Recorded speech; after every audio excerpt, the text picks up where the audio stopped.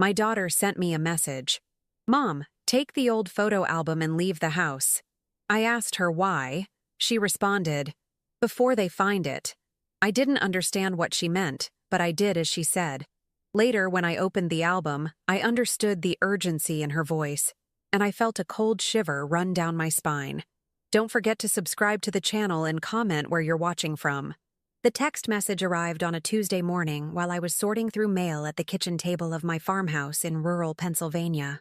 The ancient oak beams above me creaked in the autumn wind, a sound I'd grown comfortable with over 63 years of living. My daughter Tilly's words glowed on the screen like a warning flare. "Mom, grab the old photo album and leave the house." I stared at the message, reading it 3 times. Tilly never texted during work hours. She was a corporate attorney in Philadelphia, always buried in contracts and depositions. My fingers trembled slightly as I typed back. "Why, sweetheart?" The 3 dots appeared immediately, dancing with unusual urgency. Then her response materialized. "Before they find it." My heart began hammering against my ribs in a rhythm I didn't recognize. Before... Who found what? I stood from the table, the chair scraping against the worn wooden floor. The farmhouse suddenly felt different, as if the walls themselves were holding secrets I'd been too blind to notice. The old photo album. She could only mean one thing.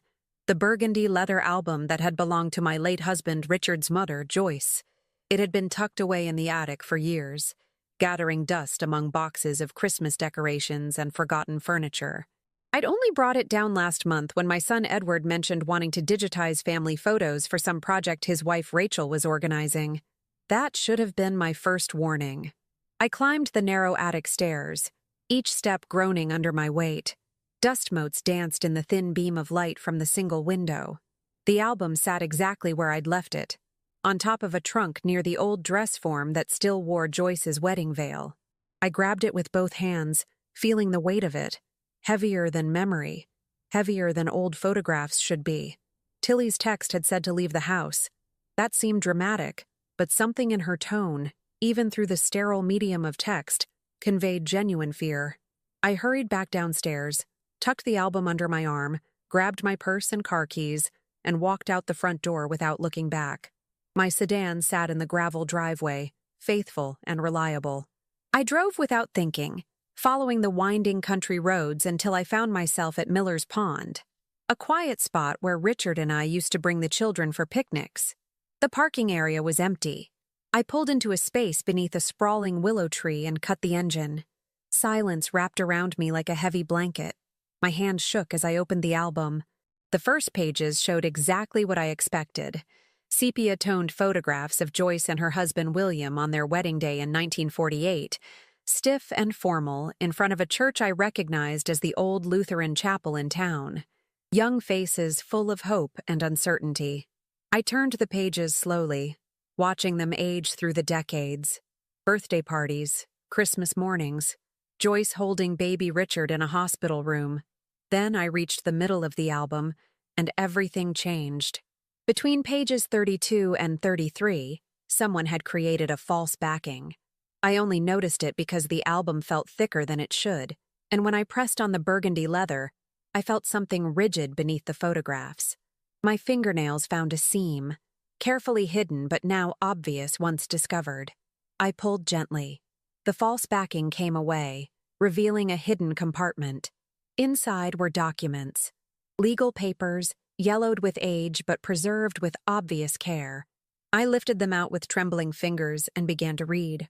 The first was a property deed, dated 1952, transferring ownership of the farmhouse and surrounding 200 acres from one Martin Blackwood to Joyce Ann Sullivan, her maiden name. The signature at the bottom was witnessed by a notary whose stamp had long since faded to barely visible. My mind raced. Richard had always told me the farmhouse was inherited through his father's family, that it had been in the family for generations. But this deed told a different story. Joyce had owned the land before she married William. The second document made my blood run cold. It was a birth certificate, dated April 15, 1949. The mother's name, Joyce Ann Sullivan. The father's name, Martin Blackwood. The child's name, Richard William Sullivan. Richard William Sullivan. My husband. But the date was wrong. Richard's birthday was October 23, 1950. I'd celebrated it with him for 40 years before he died of a heart attack 3 years ago. The birthday on this hidden certificate was 18 months earlier, which meant either this was a different child, or everything Richard had believed about his own birth was a lie. My phone buzzed. Another text from Tilly. Did you get it? Are you safe? I typed back with shaking fingers. I have it. I'm at Miller's Pond. What is going on? Don't go home yet. Rachel filed a property claim this morning. She's saying Grandma Joyce's will was forged. She's trying to take the farm. The words hit me like a physical blow. Rachel, my daughter-in-law of 5 years, the woman who'd swept into Edward's life with her designer clothes and professional ambition, the woman who'd spent the last year being overly sweet to me, volunteering to help organize Richard's mother's estate papers after Joyce passed away 6 months ago. The woman who had asked specifically about the photo album. She knows about the documents, I typed back. How? I don't know. But Mom, there's more. I found something in the courthouse records. Someone else filed a claim, too. A man named James Blackwood. He says he's Martin Blackwood's grandson and the rightful heir to the property. The phone nearly slipped from my hands. I looked down at the birth certificate again, at Martin Blackwood's name in the father column. If this document was real, if Martin Blackwood was Richard's biological father, then this James Blackwood might actually be Richard's nephew, which would make him family. Family with a legal claim to the land I'd called home for 40 years. My phone rang, making me jump. Edward's name appeared on the screen. I hesitated, then answered. Mom, where are you? His voice was tight with an emotion I couldn't immediately identify. Worry? Anger? I'm out. What's wrong? Rachel said you took some documents from the house. Important documents about Grandma's property. She says you're trying to hide assets before the estate settles. Edward, that's not... Why would you take anything without telling us? We're your family. We're supposed to handle this together. The betrayal in his voice cut deeper than any legal document could. Rachel had gotten to him first, had already planted her version of events in his mind. My own son, questioning my integrity. I need you to come home, Mom. We need to talk about this. Rachel's lawyer is going to be here at 4 o'clock, and we need to present a united front. Please. The desperation in that final word told me everything. He wasn't asking me to come home for my benefit. He was asking because Rachel had instructed him to. I'll think about it, I said, and ended the call before he could respond. My hands were shaking so badly I could barely hold the documents. I looked at them again, forcing myself to read more carefully. Beneath the birth certificate was a letter, handwritten on paper so thin it was nearly transparent. The ink had faded to a pale brown, but the words were still legible. My dearest Joyce, I know what we've done is unforgivable in the eyes of many, but I cannot regret the love we shared or the child that love created. When you marry William next month, you will give Richard the stable home and respectable life he deserves. I will honor our agreement and remain silent, but know that I will always be watching over him from a distance. The property is yours absolutely, with no conditions or claims from my family. This is my gift to you and to our son, the only inheritance I can provide without destroying your reputation. Keep these papers safe. If William's family ever questions the ownership, you will need proof. With all my love and eternal regret, Martin. The letter was dated July 1949, 3 months before Joyce married William. I sat in my car, surrounded by the quiet rustle of willow leaves, holding the evidence of a secret that had been buried for more than 70 years. Joyce had loved another man. She'd had his child. Then she'd married someone else, and built a life on carefully constructed lies. And now, 3 generations later, those lies were rising from their grave to destroy everything. My phone buzzed again. This time it was an unknown number. Against my better judgment, I answered. Mrs. Sullivan? A man's voice, smooth and professional. My name is James Blackwood. I believe you have some documents that belong to my family. I'd very much like to discuss them with you. Privately. I ended the call without responding and turned off my phone. The The shadows were growing longer across the pond. I had maybe 2 hours before Edward expected me home, before Rachel's lawyer arrived with whatever legal trap they'd prepared. 2 hours to figure out how a 63-year-old widow could protect her home from a daughter-in-law who'd been planning this attack for months, and a stranger who claimed blood rights to property I'd believed was mine by marriage and inheritance. I looked down at the photo album, at Joyce's young face smiling up from a wedding photo, hiding secrets that would outlive her by decades. Before they find it, Tilly had warned, but they already knew. They'd known before I did. The question now was what they planned to do with that knowledge, and whether I could stay ahead of them long enough to uncover the rest of Joyce's buried secrets. Because if there was one hidden compartment in this album, there might be others. And if Joyce had been careful enough to preserve these documents, she might have left more clues about the truth. Clues that could either save my home or prove that I'd never had any legal right to it at all. I started the car and pulled out of the parking area, but I didn't drive toward home. Instead, I headed for the old county library, where the archives held records going back to the town's founding in 1823. If Martin Blackwood had owned this property, there would be records of how he acquired it. If Joyce had received it from him, there might be other documents she'd filed. And if Rachel and this James Blackwood thought they could take my home based on 70-year-old secrets, they were about to learn that I hadn't survived 6 decades of life, 40 years of marriage, and 3 years of widowhood by being easily intimidated. The real investigation was just beginning. The county library closed at 7 o'clock on Tuesdays. I had exactly 90 minutes to search records that might take days to properly examine. The building was a converted Victorian mansion, all dark wood and high ceilings, with the musty smell of old paper that I'd always found comforting. Today, it smelled like desperation. Mrs. Carson, no, I caught myself, remembering your instruction. Mrs. Harrison, the head librarian, looked up from her desk with surprise when I hurried through the door. We'd known each other for 20 years since she'd first moved to town. "Carrie Sullivan," she said warmly. "It's been months since I've seen you here." "I need to access the property records archive," I said, trying to keep my voice steady.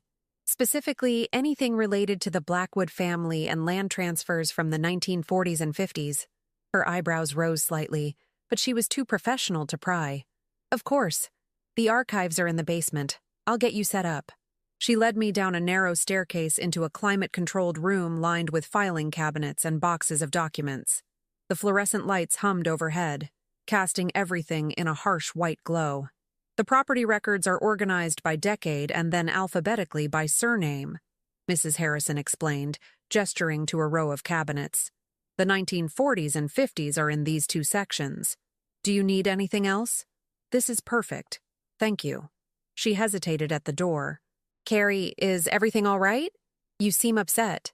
"Family matters," I said, which was both true and completely inadequate. "Nothing to worry about."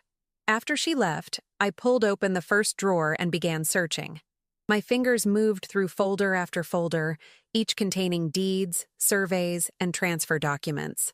Blackwood, Blackwood, Blackwood. The name appeared more often than I expected. Martin Blackwood had been a significant landowner in the county, with properties scattered across 3 townships.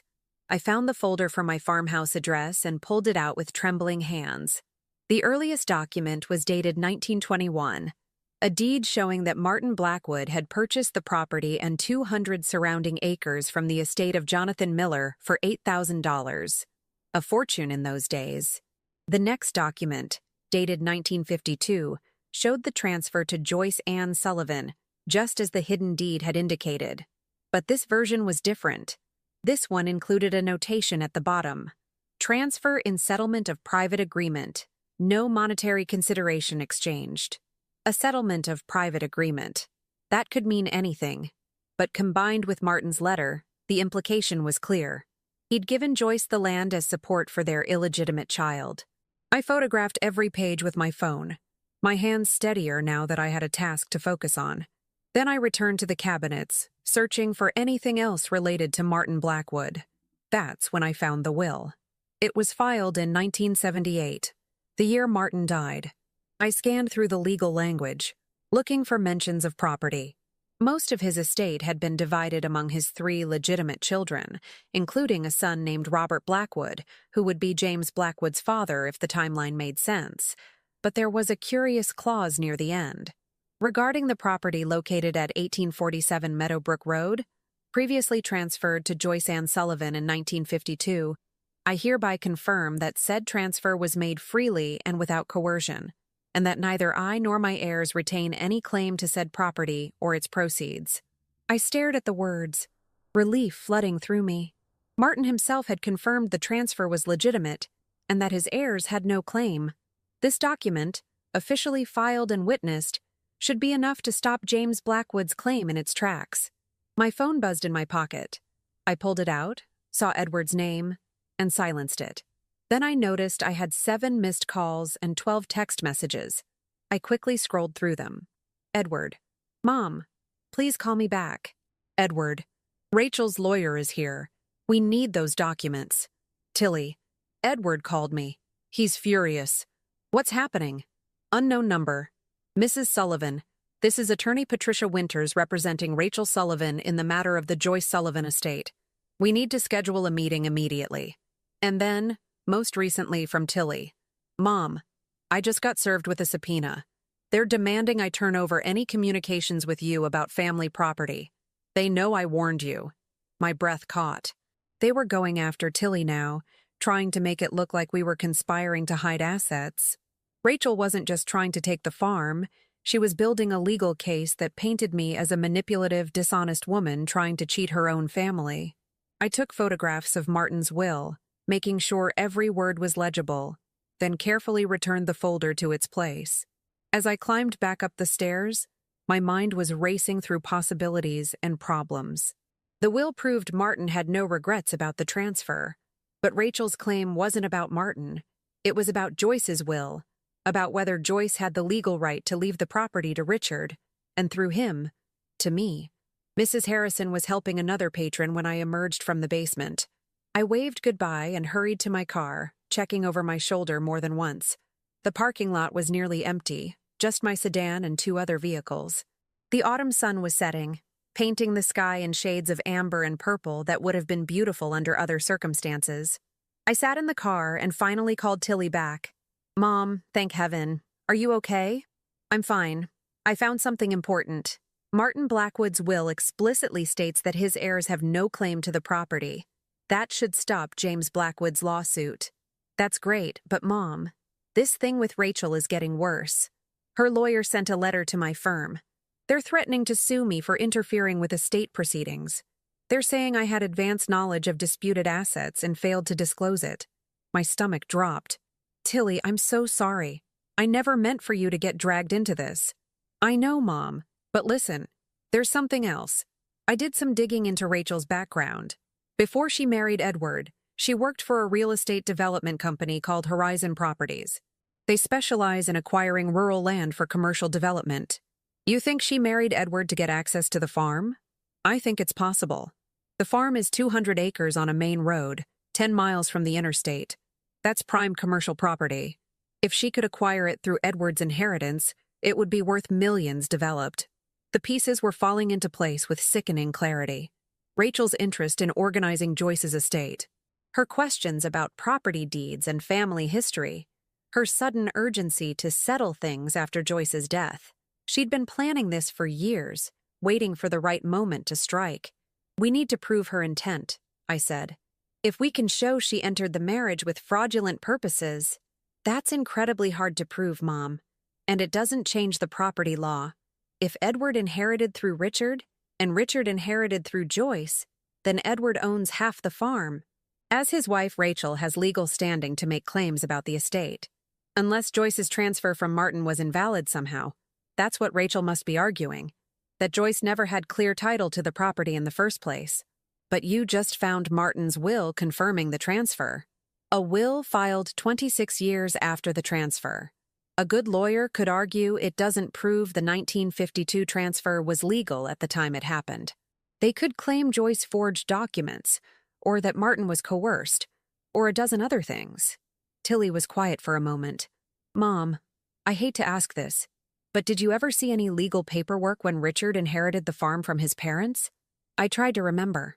Richard's father, William, had died in 1995, and Joyce had lived in the farmhouse until her death 6 months ago. When Richard inherited, it had seemed straightforward. He was their only child, and the property passed to him automatically. But had there been a will? Had I seen actual legal documents? I don't remember seeing anything formal, I admitted. Joyce just signed the deed over to Richard one day.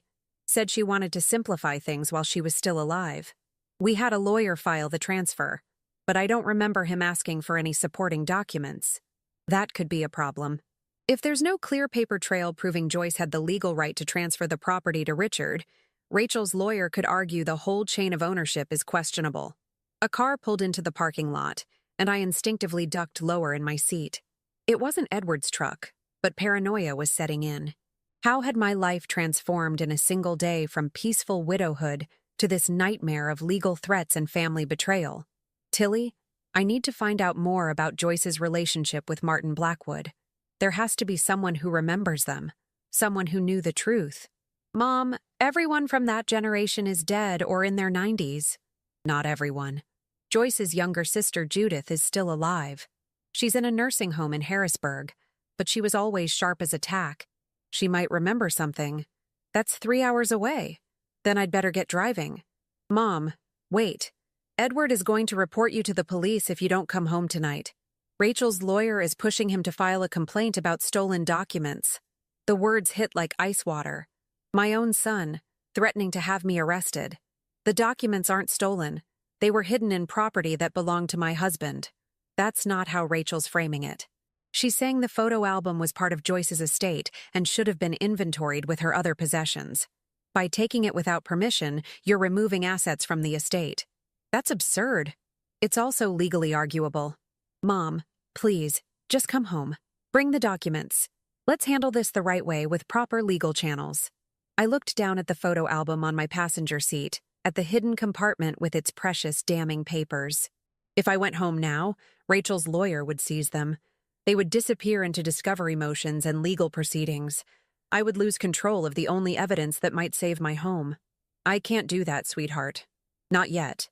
Tell Edward I'm safe. Tell him I'll be in touch soon. But I need to find Judith first.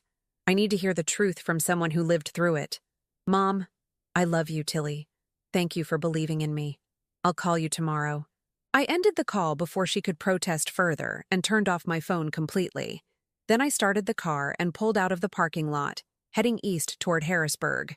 The dashboard clock read 6:47 p.m. The nursing home would have visiting hours until 8 o'clock. If I drove fast and traffic cooperated, I could make it. Behind me, I didn't notice the dark sedan that pulled out of a side street and began following at a careful distance, its driver making a phone call as he maintained visual contact with my taillights. The trap was closing around me, but I was driving straight into the one place that might hold the final pieces of Joyce's puzzle. Assuming Judith's memory was as good as I hoped, and assuming I could reach her before Rachel's people figured out where I was going. The highway stretched ahead, dark and uncertain, and I pressed harder on the accelerator. Harrisburg emerged from the darkness like a constellation of orange streetlights. The nursing home, Riverside Manor, sat on the outskirts of the city, a modern 3-story building that tried too hard to look cheerful with its bright blue trim and flower boxes. I pulled into the visitor parking lot at 8:23 p.m., 11 minutes past visiting hours. The receptionist, a tired-looking woman in her 40s, barely glanced up from her computer. Visiting hours ended at 8. I know, and I'm so sorry. I'm here to see Judith Brennan. I'm her niece, and it's an emergency. Family emergency. That got her attention. She studied my face, probably trying to determine if I was lying. Room 217, second floor. But you've got 15 minutes max before night shift does their rounds. I took the stairs 2 at a time, my knees protesting the exertion. The second-floor hallway smelled of disinfectant and boiled vegetables. Most of the doors were closed, television light flickering beneath them. Room 217 was at the end of the corridor. I knocked softly and pushed the door open. Aunt Judith sat in a wheelchair by the window, illuminated by a reading lamp. At 91, she was a fragile collection of bones and papery skin, but her eyes, those sharp gray eyes, fixed on me with complete clarity. "Carrie Sullivan," she said, her voice stronger than her body suggested. "I wondered when you'd come." The word stopped me in my tracks. "You knew I'd come?" "I knew someone would, eventually. Joyce's secrets never stayed buried for long." She gestured to a chair beside her. "Sit. You look like you've been running." I sat, suddenly aware of how exhausted I was. "Aunt Judith, I need to know about Joyce and Martin Blackwood. I found documents hidden in a photo album. A birth certificate that says Martin was Richard's father." Judith's face didn't change. She simply nodded, as if I'd confirmed something she'd known for 7 decades. Martin Blackwood was the love of Joyce's life. She never loved William. Not really. He was safety and respectability. Martin was passion and impossibility. Why impossible? Because Martin was married when they met. His wife was an invalid, bedridden after a car accident. She lived another 30 years in that condition, and Martin was too honorable to divorce her. But he wasn't honorable enough to stay away from Joyce. The pieces were assembling into a picture I didn't want to see. So Joyce got pregnant. She was 22 years old and terrified. This was 1948 Carrie. Unwed mothers were social pariahs. Martin wanted to claim the child, but that would have destroyed both their lives. So they made an arrangement. Joyce would marry William, a decent man who worked at the grain mill, who'd been courting her for months. William believed Richard was born premature, 2 months after the wedding. And the property transfer? The farmhouse and land? Martin's way of taking care of his son. He couldn't give Richard his name, but he could give him a legacy. The land was worth a fortune even then. He transferred it to Joyce with the understanding that it would eventually pass to Richard. I pulled out my phone and showed her the photograph of Martin's letter. She read it slowly, tears forming in the corners of her eyes. "I helped her hide those documents," Judith whispered. "The night before her wedding to William, she came to me in a panic, said she needed to keep proof of the agreement in case Martin's legitimate children ever tried to claim the property. We created that false compartment in the photo album together. Did William ever find out? No. And Joyce lived with that guilt every day of her marriage. She was a good wife to William, but she never stopped loving Martin. When Martin died in 1978, she didn't go to the funeral. Couldn't. But I found her in the attic that night, holding Richard's baby clothes and weeping. The tragedy of it settled over me like a shroud. Joyce had spent 50 years maintaining a lie, protecting a secret that had shaped 3 generations, and now that secret was being weaponized by people who had no right to it. Aunt Judith, did Richard know? Did he ever suspect that William wasn't his biological father? No. Joyce made me swear never to tell him. She said it would destroy him, learning that his entire identity was built on a lie. And what good would it have done? William raised him, loved him. That made him Richard's real father, regardless of biology. I thought about my husband, about the man I'd loved for 40 years. He'd died believing he was William's son, believing his life was exactly what it appeared to be. Part of me was grateful he'd never learned the truth. "There's a man named James Blackwood," I said. "He's claiming he's Martin's grandson, and that he has a right to the property." Judith's expression hardened. "Robert's son? I heard he'd turned out badly. Got into real estate speculation, shady dealings. Martin would have been ashamed. He's filed a legal claim. And my daughter-in-law Rachel is supporting it somehow. She's trying to have Joyce's will declared invalid." "Rachel?" Judith practically spat the name. "That woman came to visit me 2 months ago. Said she was researching family history for a project. Asked me all sorts of questions about Joyce and the farm, about how the property passed through the family. I thought she was just curious.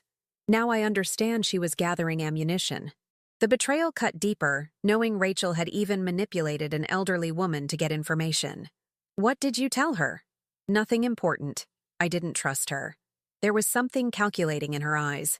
Judith reached out and gripped my hand with surprising strength. "But Carrie, there's something else. Something I need to tell you before you go any further." The air in the room seemed to thicken. "What is it?" Joyce wasn't the only one with secrets. When William died in 1995, I helped Joyce go through his papers. We found a lockbox in his workshop. Inside were letters. Dozens of them, written over 30 years. Letters from whom? From Martin to William. My mind went blank. I don't understand. William knew Carrie. He'd known from the beginning. Martin came to him before the wedding and told him everything. Asked William if he'd be willing to marry Joyce and raise another man's child as his own. And William agreed. The room tilted. Why would he do that? Because William loved Joyce desperately. She didn't love him back, not then. But he hoped she'd grow to love him over time. And he wanted children. The doctors had told him he was likely sterile from a childhood illness. Martin's offer gave him both, a wife and a son. It was a bargain made by 3 people who all wanted something they couldn't have any other way. And the letters? Martin wrote to William regularly, always to his work address where Joyce wouldn't see them. He'd ask about Richard's progress in school, whether he was healthy, what his interests were. William would write back with updates. They maintained a secret correspondence until Martin died. I stood abruptly, pacing to the window. Below, the parking lot was nearly empty. My car sat alone under a streetlight. Where are these letters now? That's the problem, dear. They're gone. When Rachel visited me, I mentioned them. Stupidly, I realize now. I told her they proved the arrangement between Martin and William was consensual and documented. I thought it might help protect the property claim, but I didn't tell her where they were. Where are they, Aunt Judith? Buried in the old family cemetery behind the Lutheran church. Joyce was terrified someone would find them after she died, so we put them in a metal box and buried it next to her parents' graves. We marked the spot with a small stone angel that looks like a decoration. It's been there for 30 years. My heart was pounding. Rachel doesn't know the exact location? Not from me. But if she's as smart as I think she is, she'll figure it out. There are only so many places to hide something in a small-town cemetery. I checked my phone. Still off. They could be tracking me somehow, though. Rachel had resources I couldn't match. I need to get those letters before she does. Carrie, wait. Judith's voice stopped me at the door. There's one more thing in that box. A document that Martin and William both signed, witnessed by a notary. It's a formal agreement stating that William accepted Richard as his legal son with full knowledge of the biological circumstances, and that Martin relinquished all parental rights.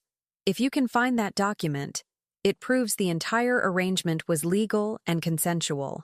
It would destroy both Rachel's claim and James Blackwood's claim in one stroke. Why didn't Joyce ever file this with the county records?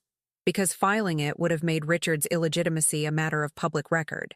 She was protecting his reputation, even at the cost of clear legal title. She believed the property deed and Martin's will would be enough. But they're not enough. Not against lawyers who know how to create doubt. No, they're not. You need that agreement, Carrie. And you need it before Rachel gets to it. I moved toward the door, then turned back. Aunt Judith, why are you telling me all this now? You kept Joyce's secrets for 70 years. The old woman's face softened. Because Joyce asked me to. On her deathbed. She knew this day might come. Knew that someday someone would try to take what she'd built. She made me promise that if it happened, I'd tell the truth to whoever deserved the property. And you deserve it, Carrie. You loved Richard. You cared for Joyce in her final years. And you've made that farm a home. Rachel just wants to sell it for profit. Joyce would have hated that. I crossed back to her wheelchair and kissed her forehead. Thank you. Be careful, dear. People do terrible things when property and money are involved. And Carrie? Don't trust anyone in your family right now. Not even Edward. I know.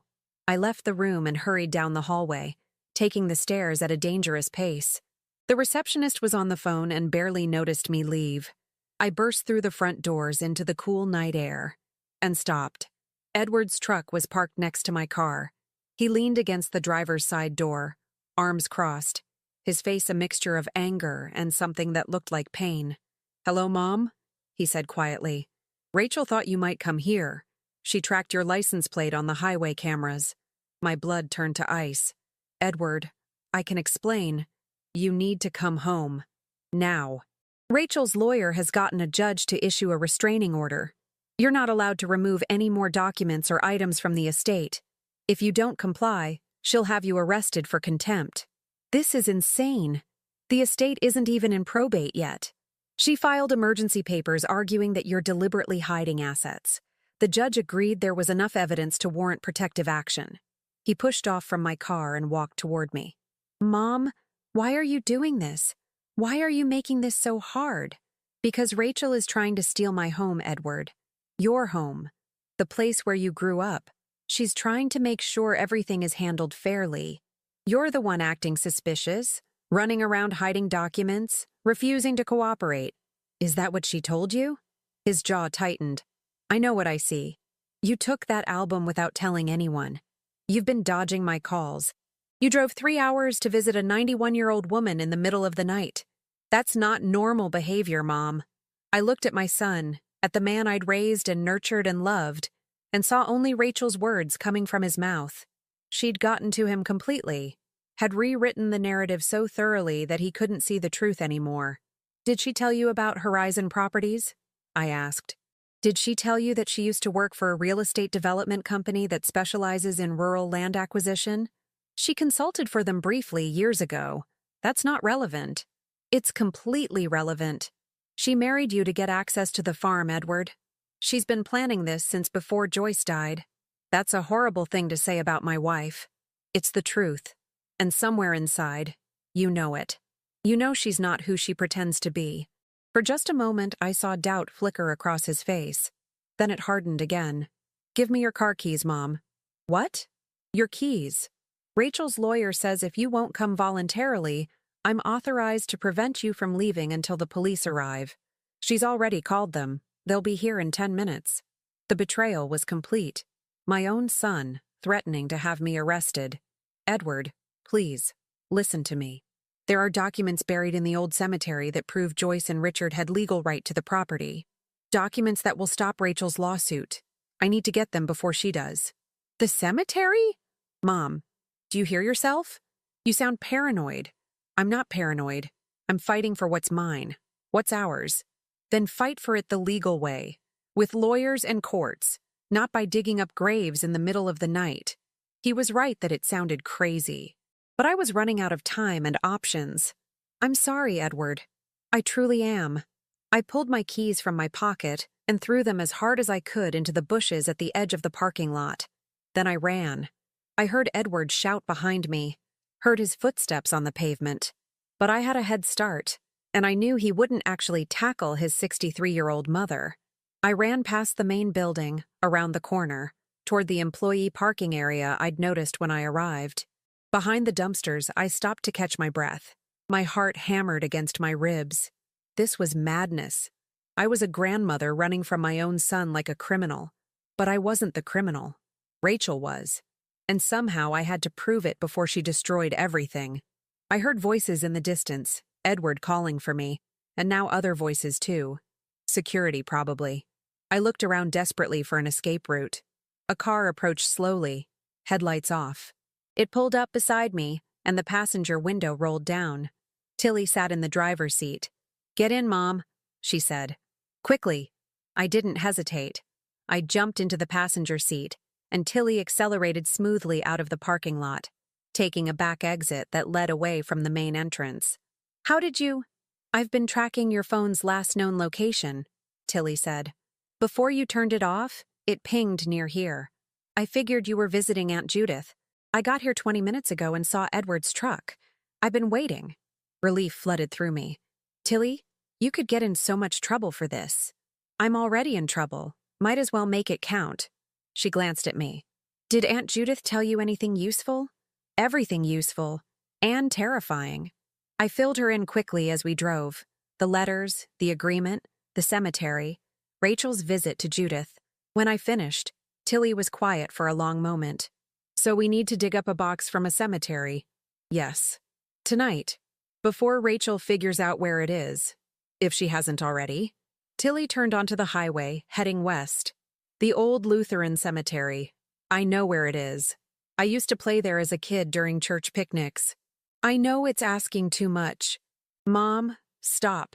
We're in this together now. She reached over and squeezed my hand. Besides, I've always wanted to be part of a thriller plot. This is like something from a movie. Despite everything, I laughed. A very stressful movie. The best kind. Her smile faded. But Mom, after we get these letters, we need a real plan. Rachel has lawyers and money and apparently Edward completely under her control. We can't just keep running. I know. But first we need that evidence. Then we fight back properly. The highway stretched ahead, taking us back toward home, toward a cemetery where 70-year-old secrets lay buried beneath stone angels. Behind us, I imagined Edward on the phone with Rachel, telling her I'd escaped, telling her I was heading for the letters. The race was on. And I had maybe 3 hours to find what Joyce had hidden before Rachel's people got there first, assuming they weren't already digging. The old Lutheran church stood on a hill overlooking the valley, its white steeple ghostly in the moonlight. The cemetery stretched behind it, a maze of weathered headstones and monuments dating back to the 1800s. Tilly killed the headlights as we approached, parking on a side road a quarter-mile away. "We walk from here," she whispered, though there was no one around to hear us. The whole situation had turned us into conspirators, sneaking around in the dark like thieves. We grabbed the flashlights Tilly had brought and started up the hill. The autumn grass was wet with dew, soaking through my shoes. Every sound seemed amplified. The rustle of leaves, an owl calling in the distance, my own ragged breathing. "The Brennan family plot is in the northeast corner," I said, remembering Joyce's parents' graves from various memorial services over the years. "Near the old oak tree." We picked our way between headstones, reading names by flashlight. Henderson, Morrison, Wells. The cemetery seemed endless in the darkness, each shadow potentially hiding someone watching us. My nerves were stretched to breaking. Then Tilly grabbed my arm. "Mom, look." She pointed toward the Brennan family plot. A fresh hole gaped in the earth next to a small stone angel. Dirt was piled beside it, and a shovel lay abandoned on the ground. We were too late. I ran forward, my flashlight beam bouncing wildly. The hole was about 2 feet deep, clearly dug within the last few hours. I dropped to my knees and felt around in the dirt, desperate, but found nothing. The metal box was gone. "No, no, no." The words came out as a moan. "She got here first." "Maybe it was James Blackwood's people," Tilly said, but she didn't sound convinced. I sat back on my heels, feeling defeat settle over me like a physical weight. Without those letters, without the agreement between Martin and William, I had no way to prove the property transfer was legitimate. Rachel had won. Then I noticed something. The dirt pile was still loose, still fresh. Whoever dug this hadn't filled it back in, hadn't even tried to hide what they'd done. That suggested either incredible arrogance or, "They were interrupted," I said, standing up. "Or, they're still here." Tilly swept her flashlight across the cemetery. The beam caught something moving between the headstones, maybe 50 yards away. A figure ducked behind a tall monument. "There." Tilly's voice was tense. We weren't alone in the cemetery. My first instinct was to run, but something made me hesitate. If someone was still here watching us, maybe they hadn't found what they were looking for. Maybe the box wasn't in the hole because it had never been buried exactly where Judith remembered. Aunt Judith said next to her parents' graves. I whispered, "But this angel statue? Is it actually a grave marker or just decoration?" Tilly knelt and examined the base of the stone angel. "It's not a marker. Look, no name, no dates. It's just ornamental." So maybe Joyce didn't mean next to the graves in a literal sense. Maybe she meant near them, in the general area. We started searching around the Brennan plot, looking for any sign of disturbed earth or hidden markers. The other figure in the cemetery had disappeared, but I could feel eyes watching us. The hair on the back of my neck stood up. "Here," Tilly said suddenly. "Mom, come here." She was crouched beside a small flat stone that I'd assumed was a footstone for one of the graves, but when we cleared away the grass and leaves, I saw it had an inscription. MS. For the truth to rest in peace until needed. MS. Joyce Sullivan. I dropped to my knees and started digging with my hands. Tilly found a fallen branch and used it to pry at the edges of the stone. The earth beneath was looser than it should be, and after 5 minutes of frantic work, my fingers hit something metal. The box was smaller than I'd expected, maybe 8 inches square, made of tin with a tight-fitting lid. I pulled it from the ground with shaking hands. "Open it," Tilly urged. I pried the lid off. Inside, wrapped in waterproof plastic, were bundles of letters tied with string. Beneath them, a single sheet of heavy paper, folded and sealed with wax that had long since dried and cracked. I carefully unfolded the document. Even by flashlight, the words were clear. Agreement of paternity and custody. This document, executed on May 15, 1949, establishes the following. Martin James Blackwood acknowledges himself as the biological father of the child Richard William Sullivan, born April 15, 1949. William Robert Sullivan agrees to accept said child as his legal son, with full knowledge of the biological circumstances, and to raise him as his own. Joyce Ann Sullivan agrees to wed William Robert Sullivan and maintain this arrangement in confidence. Martin James Blackwood hereby relinquishes all parental rights and agrees never to publicly claim paternity. William Robert Sullivan accepts full legal responsibility for the child's upbringing. In exchange for this arrangement, Martin James Blackwood transfers title to the property located at 1847 Meadowbrook Road to Joyce Ann Sullivan, said transfer to be recorded separately and to remain independent of this agreement. All parties acknowledge this arrangement is made freely and without coercion. 3 signatures followed: Martin's, William's, and Joyce's. Beneath them, a notary's seal dated May 15, 1949. "This is it," I breathed. "This proves everything." "Photograph it," Tilly said urgently. "Multiple copies, cloud backup, everything." I pulled out my phone and had just turned it on when Tilly grabbed my wrist. "Wait, if you turn that on, they can track—" Too late. The phone powered up, and immediately notification sounds began chiming. 17 missed calls, 23 text messages, and 1 email from an address I didn't recognize with the subject line, "Last warning." Tilly snatched the phone from me and opened the email. "Mrs. Sullivan, this is James Blackwood. You have something that belongs to my family. I'm prepared to offer you a settlement, $100,000 cash for any documents related to Martin Blackwood's estate. This offer expires at midnight tonight. After that, I will be forced to take more aggressive legal action. I'm in the cemetery right now, and I know you're here too. Let's talk face to face." My blood ran cold. "He's here. James Blackwood is here right now. Then we need to leave, now." We started back toward the car, moving as quickly as we dared between the headstones. I clutched the metal box against my chest. Behind us, I heard footsteps crunching on gravel. "Mrs. Sullivan, please wait." A man's voice, cultured and calm.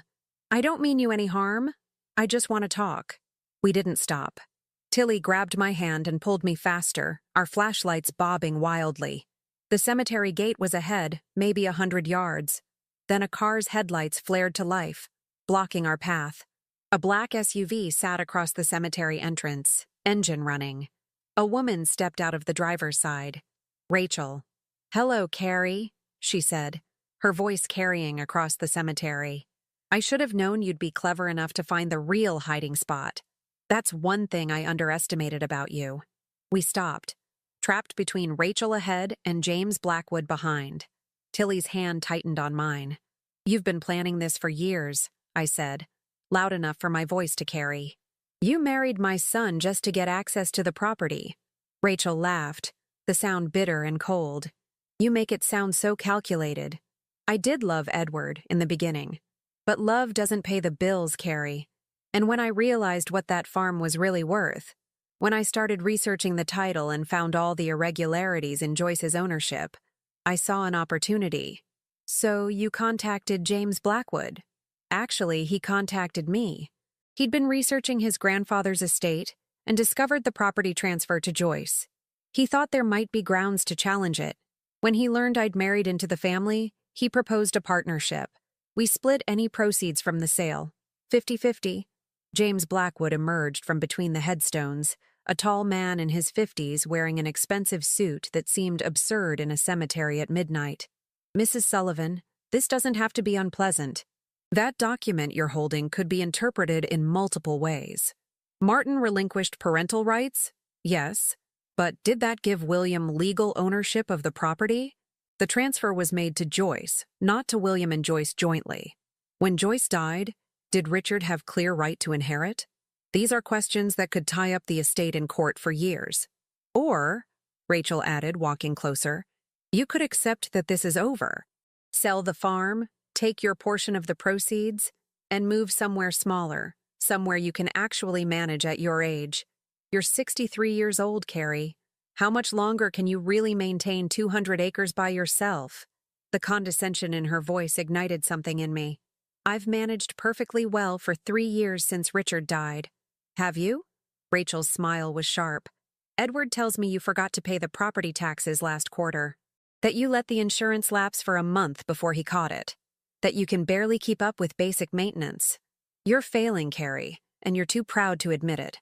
Each word was designed to cut, to make me doubt myself. And the terrible thing was, some of it was true. There had been moments of forgetfulness, bills that slipped through the cracks, repairs I'd put off because they seemed overwhelming. Those were minor oversights, Tilly said, her voice strong. My mother is completely competent. Are you sure about that? James Blackwood pulled out his phone. Because I have a recording here from Edward Sullivan stating that he's concerned about his mother's mental state, that she's been behaving erratically, that he fears she may not be capable of managing her own affairs. He pressed play. Edward's voice emerged from the speaker, tired and worried. I don't know what's gotten into her. She's not thinking clearly. She took documents without permission, she's avoiding family, she's making wild accusations about Rachel. I'm starting to think we need to consider whether she's still competent to handle the estate. The betrayal hit like a physical blow. My own son, recorded without his knowledge probably, but still, those were his words, his doubts about my mental capacity. That recording was taken out of context, Tilly said, but her voice wavered. Was it? Rachel moved closer, her expression almost sympathetic. Carrie, everyone can see you're struggling. You're exhausted. You're confused. You're so desperate to hold on to the past that you can't see reality. If this goes to court, we'll present evidence of diminished capacity. We'll have you declared incompetent.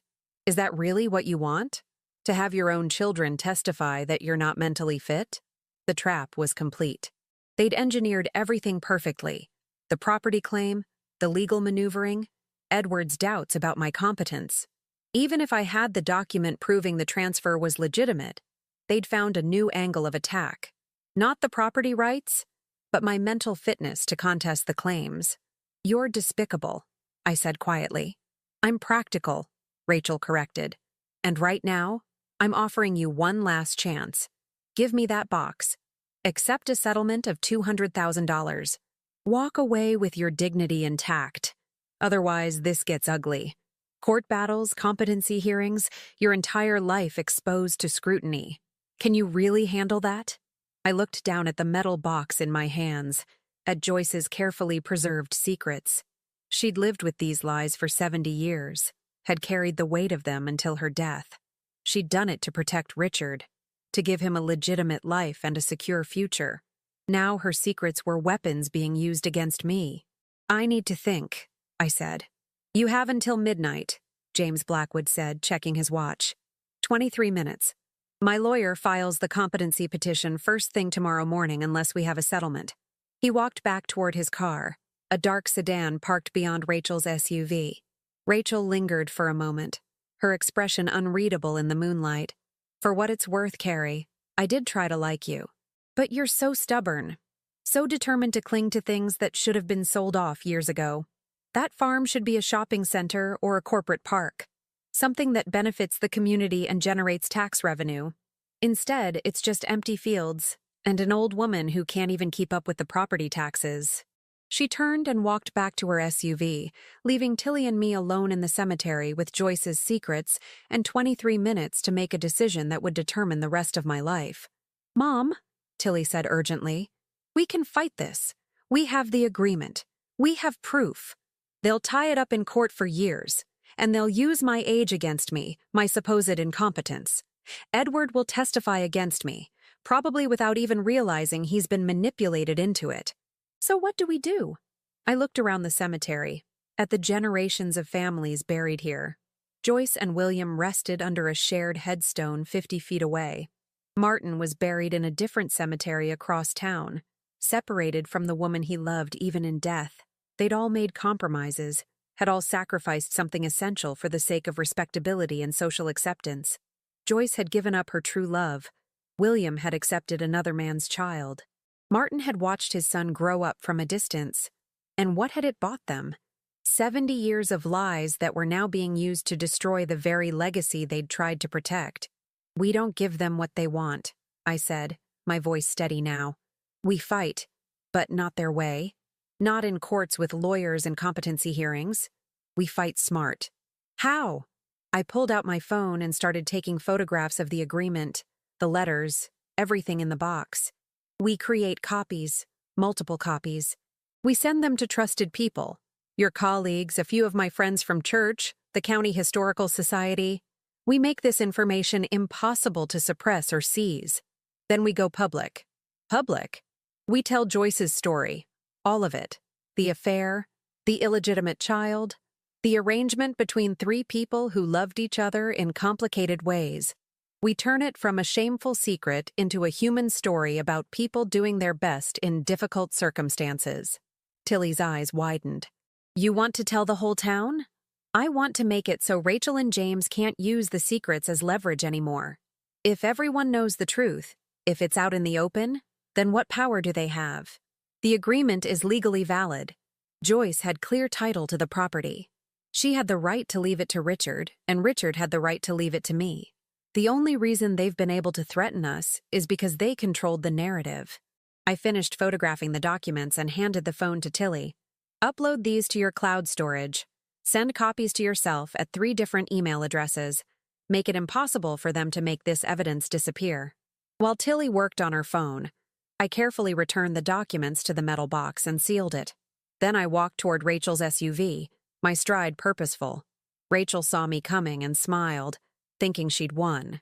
James Blackwood stood beside his car, looking smug. "Have you made your decision?" Rachel asked. "I have. The answer is no. I'm not selling, I'm not settling, and I'm not being intimidated." Her smile faded. "Then you'll regret this." "Maybe. But at least I'll regret it in my own home, on my own terms." I turned to James Blackwood. "Your grandfather made a choice 70 years ago. He gave up his claim to that property because he loved his son and wanted to provide for him. That was an honorable decision. What you're doing now dishonors his memory. My grandfather was manipulated by a woman who got pregnant to trap him," James said coldly. "Your grandfather was a man who made his own choices, and he documented those choices clearly. I have his agreement with William, signed and notarized. If you want to fight me in court, bring it on. But you should know that I'm making his story public. Tomorrow morning, I'm contacting the local paper. By tomorrow night, everyone in this county will know what really happened." "You wouldn't dare," Rachel said. "You'd expose Richard's illegitimacy. Richard is dead. He's beyond being hurt by gossip. But you're not, Rachel. How do you think Edward will react when he learns you've been conspiring with a stranger to steal his inheritance? When he realizes you married him as part of a real estate scheme?" For the first time, uncertainty flickered across Rachel's face. "Edward will understand I was protecting our financial interests." "Will he? Because the Edward I raised, the Edward who still exists underneath your manipulation, values family and loyalty above money. When he sees the full picture, when he understands what you've done, he'll leave you. And you'll get nothing. Not the farm, not the money, and not my son." I turned and walked away, Tilly falling into step beside me. Behind us, I heard Rachel and James arguing in low, angry voices. We made it back to Tilly's car. As we drove away, I looked back at the cemetery, at the hill where generations of my family, biological and chosen, rested. The war wasn't over. Tomorrow would bring new battles, but tonight, I'd taken back control of the narrative. Tonight, I'd stopped being a victim and become a fighter. And tomorrow, everyone would learn that Carrie Sullivan was not some confused old woman to be pushed aside. I was a survivor. And I was ready to burn down every secret and lie if that's what it took to protect my home. The lawyer's conference room felt like a courtroom, all dark wood and leather chairs designed to intimidate. Rachel had insisted on neutral ground for what she called a family meeting to resolve the estate issues. Her attorney, Patricia Winters, sat at the head of the table like a judge, her expression professionally neutral. James Blackwood occupied the chair to her right, perfectly groomed and radiating confidence. Edward sat across from me, refusing to meet my eyes. That hurt more than anything Rachel had done. It was 10 o'clock Wednesday morning, less than 12 hours after the cemetery confrontation. I'd spent the night at Tilly's apartment, uploading documents, making copies, preparing. Tilly sat beside me now, her laptop open, ready. "Thank you all for coming," Patricia Winters began. "We're here to discuss a reasonable resolution to the competing claims on the property at 1847 Meadowbrook Road. Mrs. Sullivan, I understand you've refused our settlement offer." "I have?" "Then let's lay out the situation clearly. My client, Mrs. Rachel Sullivan, has evidence that suggests irregularities in the chain of title going back to 1952. Mr. James Blackwood has documentation showing his grandfather, Martin Blackwood, was the original owner of the property. There are questions about whether the transfer to Joyce Sullivan was legally valid, and whether subsequent transfers to Richard Sullivan and then to you were properly executed. Those questions have answers," I said calmly. "Perhaps, but resolving them will require expensive litigation that could take years. In the meantime, the property taxes remain unpaid." "They were paid yesterday," Tilly interrupted, sliding a receipt across the table. "In full, with all penalties. I handled it personally." Patricia's expression flickered with annoyance. "That still doesn't address the fundamental ownership issues. Mrs. Sullivan, let me be direct. You're 63 years old, living alone on a property you can barely maintain. You've shown signs of confusion and erratic behavior. Documented where?" I asked. "Your son has expressed concerns about your mental state." "He expressed concerns because he was manipulated into doing so." I turned to Edward. "Son, do you remember when Rachel first started asking questions about the farm? About Grandma Joyce's papers?" Edward shifted uncomfortably. "She was just trying to help organize things." "Was she? Or was she searching for vulnerabilities in the title? For ammunition she could use to contest ownership?" "That's not—" Edward started, but I held up my hand. "Let me finish. Rachel came to you with concerns about my competence. She probably started small, mentioning that I'd forgotten something minor, suggesting that managing the farm was too much for me alone. She planted seeds of doubt, didn't she? Made you start questioning whether I was capable of making my own decisions. Mom, you did forget the property taxes. Once, in 3 years. That's called being human, not being incompetent. But Rachel took that one mistake and built a case around it. Didn't she? She convinced you that your mother, who raised you, who managed that farm with your father for 40 years, suddenly couldn't handle her own affairs." Rachel leaned forward. "Carrie, this isn't about manipulation. It's about realistic assessment of your capabilities. You're not getting any younger, and you want me to believe I'm too old and confused to fight back." I opened the folder I'd brought and pulled out the first document. This is Martin Blackwood's will, filed in 1978. In it, he explicitly confirms that the property transfer to Joyce was legitimate and that his heirs have no claim. Mr. Blackwood, your father Robert is listed here as a beneficiary of other assets. He never contested this will. Why are you doing so now? James Blackwood's jaw tightened. My father didn't know the full circumstances of the transfer. Didn't he? Or did he know but respect his father's wishes? I pulled out the second document. This is the agreement between Martin Blackwood, William Sullivan, and Joyce Sullivan, dated May 15, 1949. It explicitly states that Martin transferred the property to Joyce as part of an arrangement regarding their son Richard. William Sullivan agreed to raise Richard as his own, with full knowledge that Martin was the biological father. The room went silent. Edward stared at the document, his face pale. "What? Your father wasn't William's biological son," I said gently. "He was Martin Blackwood's son, but William loved him and raised him as his own. This agreement proves all three parties consented to the arrangement and that the property transfer was part of that legally binding agreement. This is absurd, Rachel said, but her voice lacked conviction. You expect us to believe this 75-year-old document is authentic?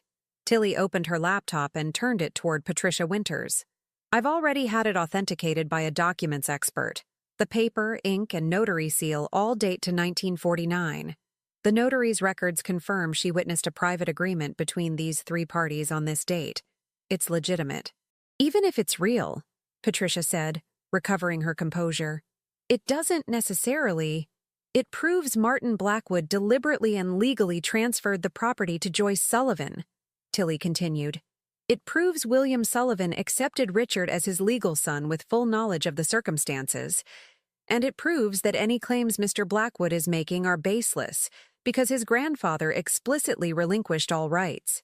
James stood abruptly. This is a waste of time. Patricia, I'm not paying you to lose arguments. Either find a way to break this agreement or I'm finding new representation. Mr. Blackwood, please sit down. We need to— No, I've heard enough. He pointed at me. You think you're clever, old woman? You think one document changes anything? I'll drag this through every court in Pennsylvania. I'll make your life such a nightmare that you'll beg to settle. Is that a threat, Mr. Blackwood? Tilly asked calmly, her fingers moving over her laptop keyboard. Because I'm recording this meeting, which is legal in Pennsylvania as long as one party consents. And I consent. James's face flushed red. You're recording every word, including your threat to harass my mother through frivolous litigation. That's grounds for sanctions, Mr. Blackwood. Perhaps you should consult with your attorney before saying anything else.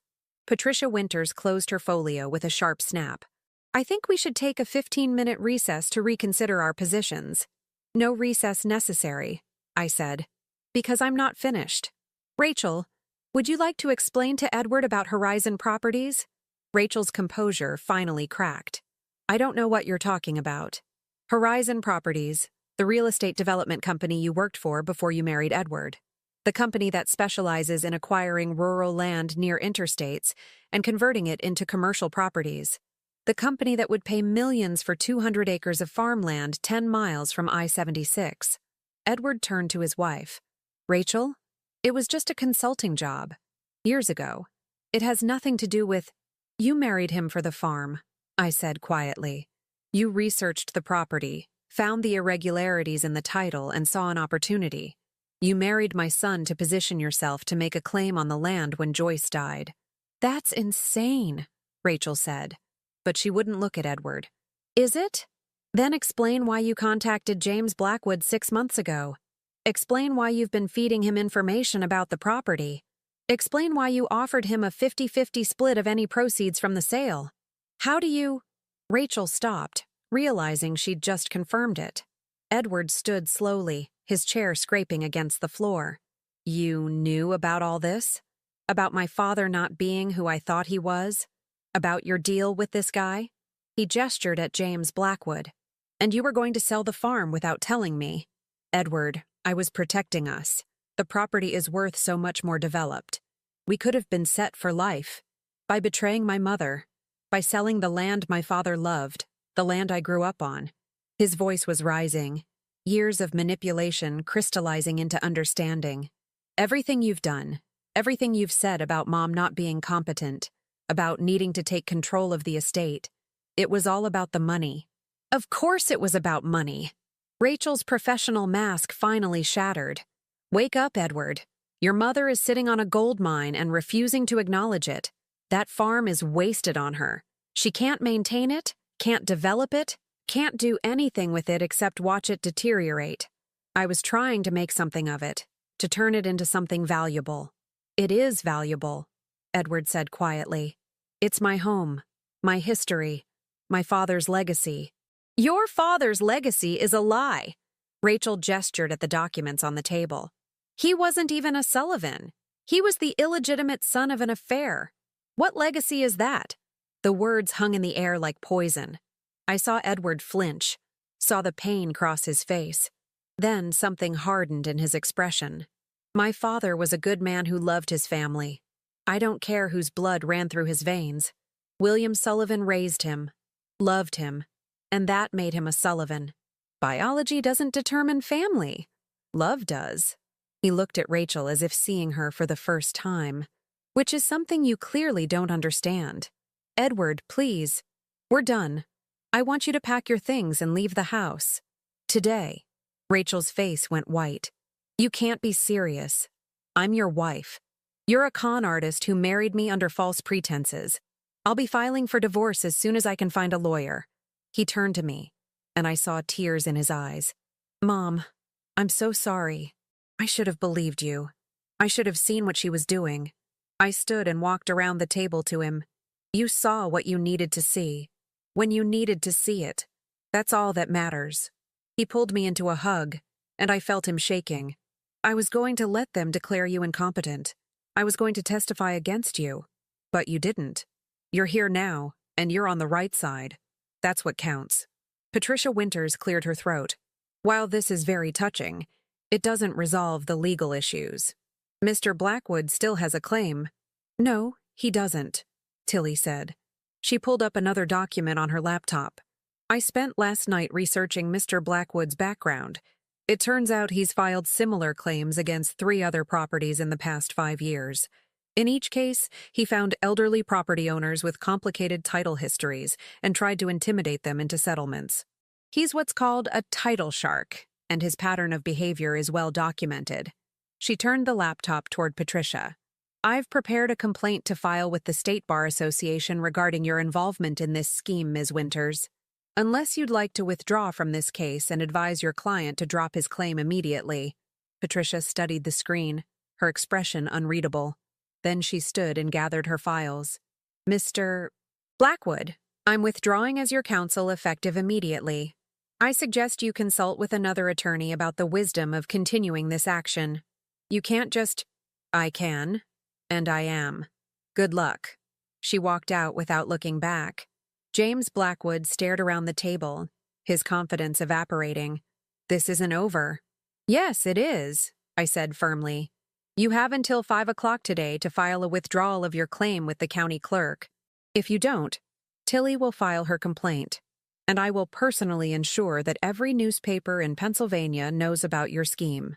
Martin Blackwood deserves better than to have his memory tarnished by a grandson who dishonors everything he stood for. You're bluffing. Try me. I met his eyes without flinching. I've already lost my husband and spent yesterday being threatened by my own son. I have nothing left to lose and everything to fight for. Can you say the same? For a long moment he held my gaze. Then something in him broke. He grabbed his briefcase and stormed out, the door slamming behind him. Rachel was the last to leave. She paused at the door, looking at Edward one more time. I did love you. In the beginning. Maybe you did, Edward said. But you loved money more. After she left, the 3 of us sat in the conference room in silence. Through the window, I could see ordinary people going about their ordinary lives, unaware that a 75-year-old secret had just been exposed, and a family had just been saved. What happens now? Edward asked finally. Now we go home, I said. We go back to the farm, and we figure out how to move forward. Together. What about the secret? About Dad not being William's biological son? Do we tell people? I thought about Joyce, about the choices she'd made to protect her son's reputation, about William, who had loved Richard despite, or perhaps because of, the complicated circumstances of his birth, about Martin, who had watched from a distance and provided what support he could. We tell the truth, I said, not as a scandal, but as a story about people who loved each other and made difficult choices in difficult times. Your father was raised by William and loved by everyone who knew him. That's what matters. The rest is just biology. Tilly closed her laptop. I've already drafted a statement we can give to the Historical Society. It frames the story as a piece of local history. 3 people who made an unconventional arrangement in an era when society was less forgiving. It's honest without being sensational. Perfect, I said. Let's control our own narrative. We left the conference room and walked out into the bright November morning. The air was crisp and clean. smelling of fallen leaves and coming winter. Edward walked between Tilly and me, his hand occasionally brushing mine, as if reassuring himself I was real and solid and still his mother. "I'm going to need therapy after this," he said, a weak attempt at humor. "We all will," Tilly agreed. "But we'll do it together," I added. "As a family. The way it should have been all along." As we reached the parking lot, my phone buzzed. A text from an unknown number. "Claim withdrawn. You win, Mrs. Sullivan. My grandfather would be ashamed of me." I showed it to Tilly and Edward. "It's over." "Is it, though?" Edward asked. "Are we really safe now?" I looked at my son, at the fear and hope warring in his expression. "Nothing is ever completely safe, sweetheart. But we have the documents, we have the truth, and we have each other. That's more than enough." We drove home in Tilly's car, the three of us, back to the farmhouse that had stood witness to 75 years of secrets and lies and complicated love. The oak trees lining the driveway were shedding their last leaves, creating a carpet of gold and crimson. As we pulled up to the house, I saw it differently than I had 24 hours ago. This wasn't just my home, earned through marriage and inheritance. It was Joyce's refuge, the place where she'd built a life from the ashes of impossible choices. It was William's gift, the home he'd provided for a child who wasn't his blood but was always his son.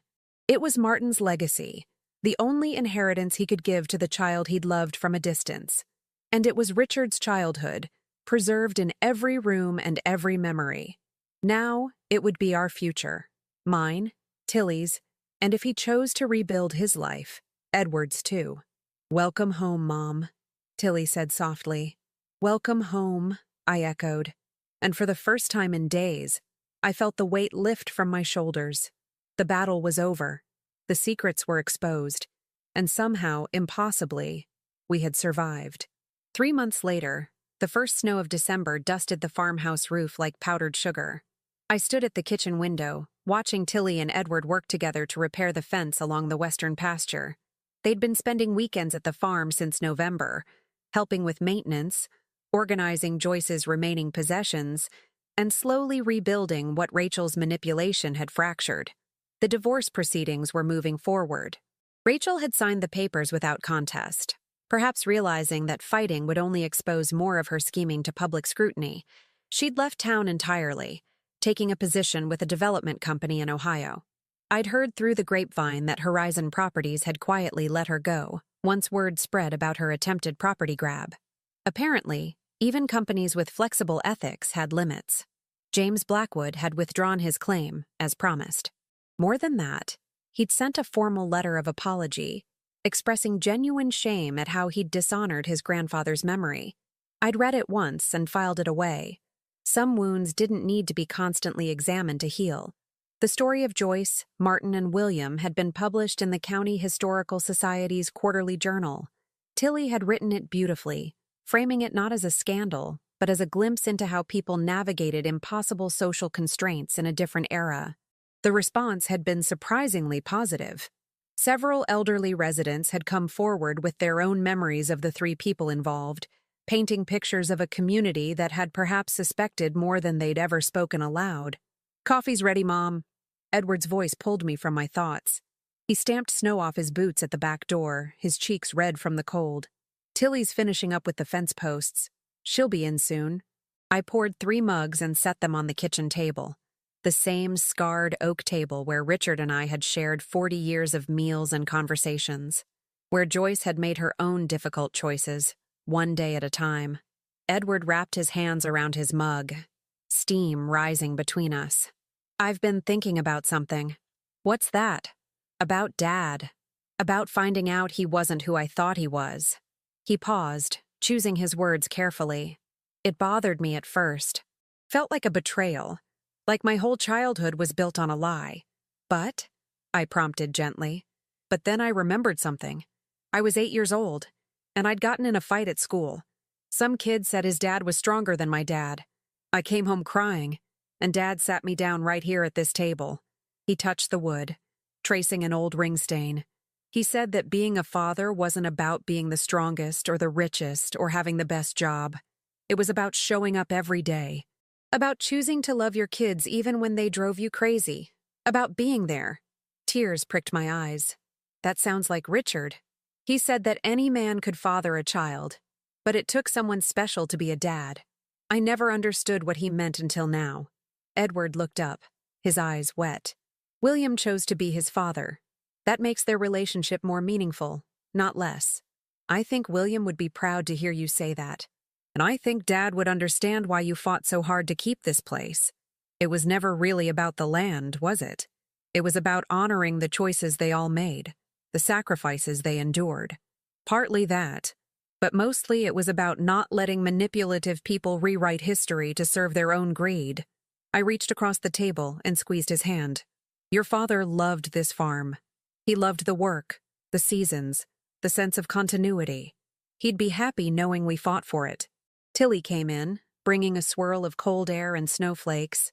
She shed her coat and joined us at the table. Fence is solid now, should hold for another few years at least. Thank you, sweetheart, both of you. I looked at my children, feeling gratitude so profound it was almost painful. I know these past months have been difficult. I know I've asked a lot of you. You didn't ask for anything, Tilly said firmly. We chose to stand with you because it was right, because you were right. Still, there were moments when I doubted myself. When Rachel's words about my age, my competence, they got inside my head. I wrapped both hands around my mug, feeling its warmth. Society tells us that getting older means becoming less capable, less relevant, that we should step aside gracefully and let younger people make decisions. Part of me wondered if she was right, if I was being stubborn and foolish trying to hold on to this place. And now? Edward asked. Now I know that age isn't diminishment. It's accumulation. Every year adds another layer of experience, another reserve of strength to draw from. Rachel and James thought they could intimidate an old woman who wouldn't know how to fight back. They underestimated what decades of living teach you about people, about strategy, about patience. You were always 10 steps ahead of them, Tilly said with a smile. The way you documented everything, built your case systematically, that was masterful. That was survival instinct honed over 63 years. I sipped my coffee. When you're young, you think strength means never being afraid, never doubting yourself. When you're my age, you understand that real strength means being terrified and moving forward anyway, feeling doubt but trusting your judgment regardless. Edward was quiet for a moment. I should have trusted your judgment from the beginning. I let Rachel convince me you were failing, losing your edge. I'm so sorry, Mom. You loved your wife. You wanted to believe the best about her. That's not a character flaw, Edward. That's being human. I held his gaze. And when the truth became undeniable, you made the right choice. That's what matters. Still cost you, though. The stress, the fear, having your own son doubt you. It also showed me what I'm capable of. At 63, I investigated a 75-year-old mystery, outwitted a real estate developer and a professional title shark, and exposed a conspiracy to steal my home. That's not nothing. I grinned. In fact, I'm rather proud of myself. Tilly laughed. You should be. You're basically a detective novel protagonist come to life. A very tired protagonist who needs more coffee. But I was smiling. What about you two? What's next for you? Tilly exchanged a glance with Edward. We've been talking about that, actually. About the farm, about the future. Something in her tone made me pay closer attention. Go on. You can't manage 200 acres alone, Mom. That's just reality. But Edward and I have an idea. She pulled out her phone and opened a document. What if we turned part of the property into a family compound? Nothing drastic. Keep the main farmhouse as yours, but build a smaller house for Edward on the eastern section. Maybe eventually I could build one too, if I ever settle down with someone. You want to live here? I was stunned. Both of you. We grew up here, Edward said. It's home. And yeah, Rachel made me question everything, but being back here these past months, working the land, fixing things, it reminded me why Dad loved it so much. I don't want to lose that connection. But your jobs, your lives in the city, I can work remotely most days, Tilly said. Come into Philadelphia when necessary. And Edward's already looking into agricultural opportunities. There's a growing market for organic produce, sustainable farming practices. He could make a real go of it. I looked between them, seeing determination and hope in their faces. "You've really thought this through." "We have," Edward confirmed. "And we want to honor the legacy, not just Dad's legacy or Grandma Joyce's, but the whole complicated truth of it. This land was given in love, maintained through sacrifice, and nearly lost to greed. We want to keep it in the family, keep it meaningful." "What about when I'm gone?" The question had to be asked. "You'll inherit equally, but that could create conflicts over how to use the land." "We've discussed that too," Tilly said. "We're going to set up a family trust with clear guidelines about keeping the property intact. No selling to developers, no dividing it into parcels. It stays farmland, stays a family home. We'll work with a lawyer to make it ironclad." The enormity of it washed over me.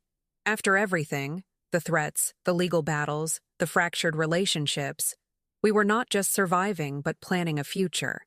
Together. "Your father would love this," I whispered.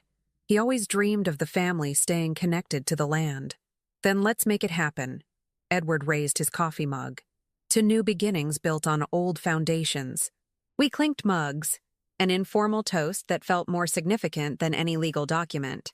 Over the next hour, we discussed practical details: where Edward's house might be sited, how to divide expenses for shared infrastructure, what crops might be viable. It was mundane and ordinary and absolutely perfect. As the conversation wound down, Tilly's phone buzzed. She glanced at it and smiled. "The Historical Society is doing a feature on local family histories. They want to interview you about Joyce's story, Mom. Would you be interested?" I thought about Joyce, about the secrets she'd carried for so long. "Yes, but I want to emphasize something in the interview." "What's that?" "That secrets kept to protect reputation often end up being used as weapons. Joyce hid the truth about Richard's parentage because she feared judgment and social stigma. But that secret nearly cost us everything 75 years later. If she'd been able to live openly, to acknowledge the complicated circumstances without shame, there would have been nothing for Rachel and James to exploit. Society wasn't ready for that honesty in 1949, Tilly observed. "No, but we can be ready for it now. We can tell the truth and trust that people will understand that love and family are complicated, that good people sometimes make unconventional choices, and that biology is just one small piece of what makes a family real." Edward nodded slowly. "I like that. It honors all of them, Joyce, Martin, William, and Dad, without pretending their situation was simple. Nothing about human relationships is simple." I stood and walked to the window again, looking out at the snow-covered fields. But maybe that's the real lesson here. Life is messy and complicated. People make mistakes and compromises, and families are built from 1,000 small choices more than from any single bloodline. Behind me, I heard my children moving around the kitchen, washing mugs, putting on coats to head back outside. The sounds of ordinary family life, the kind of mundane normalcy that Joyce and Martin and William had all sacrificed for in their own ways. "Mom?" Edward paused at the door. "Thank you for fighting, for not giving up, even when it seemed impossible." "Thank you for coming back," I replied, "for seeing through Rachel's manipulation and choosing truth over comfort." After they went back outside, I remained at the window, watching them work side by side. The afternoon sun broke through the clouds, illuminating the snow with golden light. The farmhouse creaked gently around me, settling into its foundations, solid and enduring. My phone buzzed with a text from Aunt Judith. "Heard the children are moving home. Joyce would be so pleased. You've honored her better than she ever honored herself." I smiled and typed back, "We're honoring all of them." The messy, complicated truth of all of them. The Historical Society interview happened 2 weeks later. I told Joyce's story without flinching, without softening the harder edges. The interviewer expected me to be defensive or apologetic. Instead, I spoke about 3 people who'd loved in ways their society couldn't accept and had made the best choices they could within those constraints. "Do you think Joyce regretted her choices?" the interviewer asked. I considered the question carefully. I think she regretted the necessity of them. But her choices gave Richard a stable life, gave William the family he wanted, and allowed Martin to provide for the son he couldn't claim. In the end, Richard grew up loved by everyone involved. That's not a regret. That's a victory. The article ran in the spring edition of the Historical Journal. Several local families reached out afterward, sharing their own stories of complicated inheritances, hidden relationships, unexpected parentage. It seemed everyone had secrets buried somewhere in their family history. But those secrets had less power now. Brought into light and examined with compassion rather than judgment, spring brought new growth to the farm. Edward broke ground on his house in April, a modest structure designed to complement rather than compete with the original farmhouse. Tilly spent weekends helping him, and slowly, almost imperceptibly, our fractured family knitted itself back together. On what would have been Richard's 76th birthday, we held a small ceremony at the farm. We planted an oak tree on the hill overlooking the valley, with a bronze plaque that read, "In memory of Richard Sullivan, son of Joyce and William, beloved husband and father. Family is built from love, not blood." Edward read a statement acknowledging Martin Blackwood's role in his father's life, honoring the sacrifice Martin had made. It felt right to include all of them in the memorial: William, who had raised, Joyce, who had protected, and Martin, who had provided. As I stood on that hill, surrounded by my children, looking out over the land that had caused so much conflict, I felt Richard's presence. Not in any supernatural way, but in the continuation of choices made long ago. We were the living proof that their complicated arrangement had worked, that love and sacrifice and difficult choices could create something lasting. "What are you thinking about, Mom?" Tilly asked, slipping her arm through mine. "About victory," I said. "About how it doesn't always look the way you expect. I thought victory meant keeping the farm, exposing Rachel, protecting my home. And those things happened. But the real victory was discovering I had the strength to fight when everything seemed lost, that I could trust my own judgment even when my own son doubted me. That 63 years of life had taught me things that no amount of youth or money or legal maneuvering could overcome." "You're pretty remarkable," Edward said softly. "I'm pretty stubborn," I corrected with a smile. "But remarkable works too." We walked back to the farmhouse together as the sun set behind us, casting long shadows across the fields. Inside, I'd prepared dinner. Nothing fancy, just pot roast and vegetables, the kind of meal Joyce used to make. The kind of meal that meant home and family and continuity. After dinner, as Tilly and Edward argued good-naturedly about the best place to plant tomatoes, I pulled out the old photo album. The burgundy leather was worn now, the false compartment empty of its explosive secrets. I turned through the pages, looking at faces frozen in time, people who'd made impossible choices and lived with the consequences. I pulled out my phone and took a new photograph. My children laughing together at the kitchen table, the evening light soft through the windows, the farmhouse solid around us. Then I carefully added it to the album, a new page in an old story. No hidden compartments this time.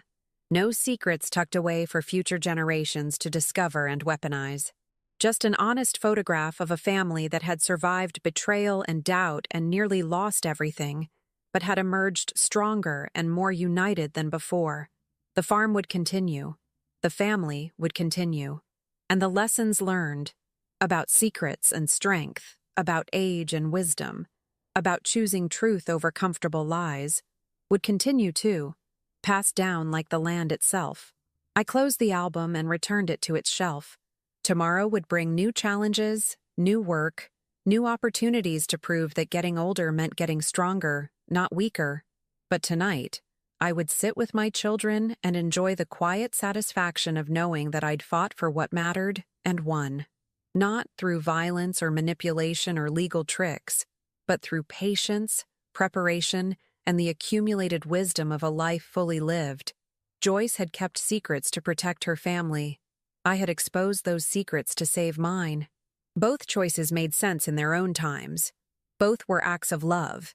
And in the end, love, complicated, messy, unconventional, but absolutely real, was what survived everything else. Now tell me, what would you have done if you were in my place? Let me know in the comments. Thank you for watching, and don't forget to check out the video on your screen right now. I'm sure it will surprise you.